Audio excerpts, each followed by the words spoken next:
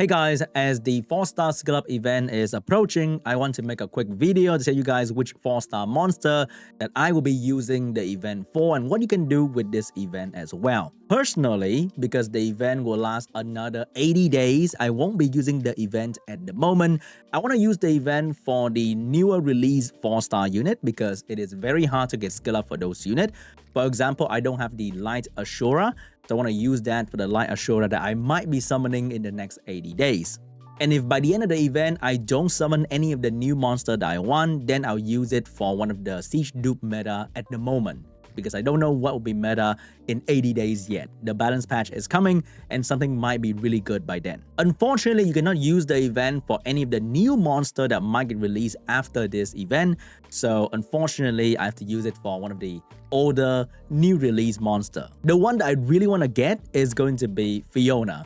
She is the Summoner's version of the Witches Collab Dark series, and she is incredible for offense and defense in Siege. For Light Element, I really want to get my hands on Alicia as well because she is an amazing tank. I really want to use her in the Orion meta, but I don't have her, so I can't really use her at all. But then what about you guys? As a casual early mid-game player, here are some of my advice. The best overall choice I think is going to be Meang. She doesn't have any counterpart in the fusion circle and she cannot be bought from the guild shop, and she is one of the best, if not the best 4-star for Siege content right now. As you can see, I have 6 Meang and all of them are skill up because I really love using this unit. This one is particularly lucky because I didn't roll any into the skill one and I don't plan to put more into her because I want to build another one potentially. If she doesn't get nerfed or any other option appear to be better, then she's right now one of the best monster for Siege 4-star. If you watch any of my Siege video, you have seen me using Meang from 4-star to 5-star defenses,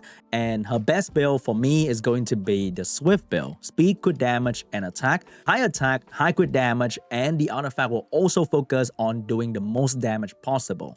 And she's usually paired with an attack and speed buffer. The pay-to-win version will be Adriana. The free-to-play version will be Kali. And then lastly, you will have another damage dealer to scale with attack and speed as well. The pay-to-win version will be Sonia. The more free-to-play version will be Theomars, Elsharian, Taru, many other 4-star unit, whatever ignore defense you want to use. But if you don't want to use her as a damage dealer, you can also use her simply as a leader skill unit with Fight Rune for your Lucian. So best Swift on your Tion or Dova, and then you have a slow Lucian. I think this team is going to be very popular for lower Siege level where you can Lucian more defenses and just go in, unleash the Lucian, and hopefully you kill, and you should be good to go. I didn't kill, holy shit. But, oh my god, done. I think we're going to be okay.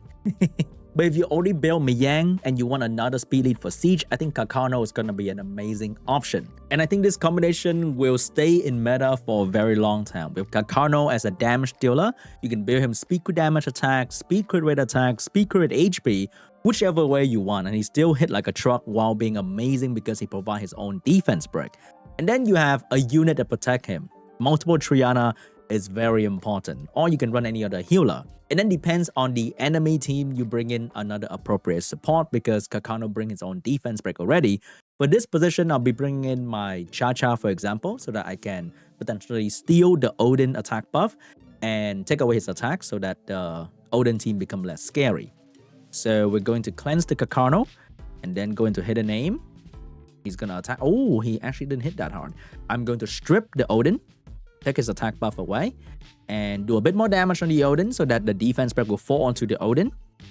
Oh, shit. How do you have less HP than the Odin? That is unbelievable. Okay, Odin is almost dead. I will heal a little bit here. That thing is gonna die. And then just focus on the Odin. He is so good because you don't have to bring a defense breaker for him. Usually, for any normal damage dealer, you kind of have to bring a defense breaker. But this guy, he's just so cool that he brings his own defense break.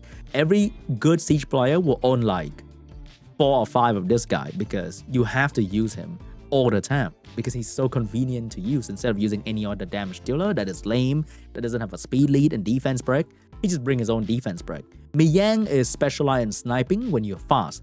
Kakano is specialized in sniping when you're slow. And that's just how cool he is. For the wind department, I also built multiple Triana, but because you can fuse Harmonia in the fusion circle, you don't necessarily need to use the event for Triana. But if you really want a Triana right now and you don't want to fuse 4-star because it's boring, then Triana is a very, very good unit as well. Windy used to be super popular. As you can see, I have 4, but he kind of fell off, so you don't need to use the event for Windy anymore. For LD, Kinky is amazing, Fish is amazing. Kinky water version can be fused in the fusion circle, so don't do it.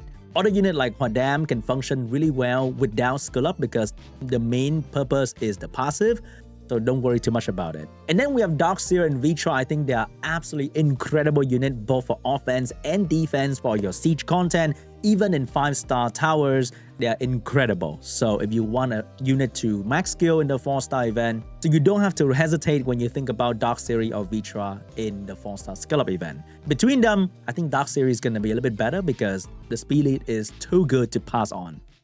The the Vigor is pretty fast. But look at that, with a speed buff and speed increasing effect, my Lizzo with so much less attack bar in turn 1 catch up to the Vigor, and we push back the attack bar. And then the Chilling, because of him being so fast with a speed buff, catch up as well. We're going to finish off the enemy Siri. We're going to finish off the enemy light unit. And that is GG. God, I love cleaving.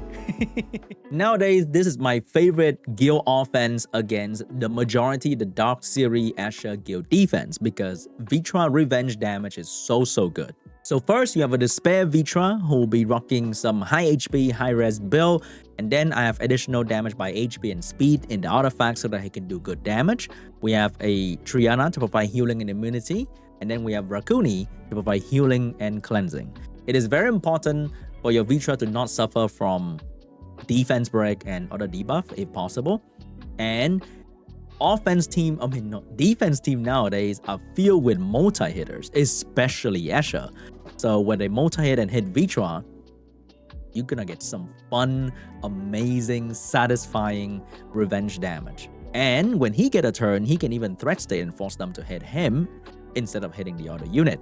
Compared to Kinky in the past, you have to rely on the law of the element and build your team correctly so that Kinky will get the attack of the enemy. But with Vitra, half the time you don't even have to do that because he take care of the enemy hitting by himself. And also when you have threat state, you reduce less damage, you receive less damage from the enemy, and you even have branding to make your additional damage hit even harder. So he is just the modern day Kinky at this point. Kinky is still really good, but honestly, I would love to have like 5 Vitra and my offense just be this. I just sit back, relax, and let Vitra do all the damage that I need to do. For RTA, I think I only use Dark Robo as a 4-star unit. Other than that, it's going to be Vert, but you don't need to max skill this guy. Dark Robo will really need the skill up. If you don't have Dark Robo, then Wind Robo is going to be an amazing option as well. I feel like with the rise of the Bruiser playstyle nowadays, double Robo or just Robo in general are heavily underrated at the moment. They are one of the best stripper that you can use for RTA. They're very consistent at doing so. They provide their own follow-up in their skill, which make them really good as AoE stripper. So people are not really using these 4-star unit enough and relying on the 5-star too much, I believe. Like if you don't like to play Bruiser, you don't have to. You can beat Chandra Sagar Velaju with a well-run Swift Robo and a speed lead like Oliver or other speed lead because they're usually built with Vire or Despair. So a good, fast Wind Robo on Swift is gonna be very amazing for your RTA journey. If you don't do RTA, you don't do Guild Siege, I think Galleon is gonna be the 4-star for you, and he desperately needs the skill up to be usable. But if you look at the Horde of Heroes event, you have the Fire Pirate Captain coming right up, so maybe you don't need to use the event for your Galleon. There are so many more family coming right up, so you don't need to use the event for unit from the same family. Even the Robo is coming right up as well. If you can choose the Fire Robo for skill up, maybe don't use the event for your Dark Robo. Unless you're trying to max both Dark and Wind Robo, then you might use the event for the other one that you can't have skill up for. If you can have the patience to fuse skill up, then this is an amazing option for skill up in the fusion hexagram. So many family for you to fuse to get free skill up. And lastly, I know Tyrone is very popular amongst new player. You get this guy, you crush TOA so easily. And that is a fact. I have played so many beginner accounts from many years ago until now, and I never need Tyrone to have max skill to conquer TOA. So don't put this guy into the event right when it happened, okay? This guy functioned perfectly without the need for max skill, especially if you use math with him for cooldown reduction or Spectra for more slow debuff. You don't need Tyrone to be max skill. Don't use it for Tyrone. And you can fuse Beretta to max his skill if you really want to, but you don't have to. And those are my recommendations. Do you need a video for 2A and 5-star? Let me know in the comment section down below. Thank you so much for watching, and I'll see you guys in the next one. Bye-bye.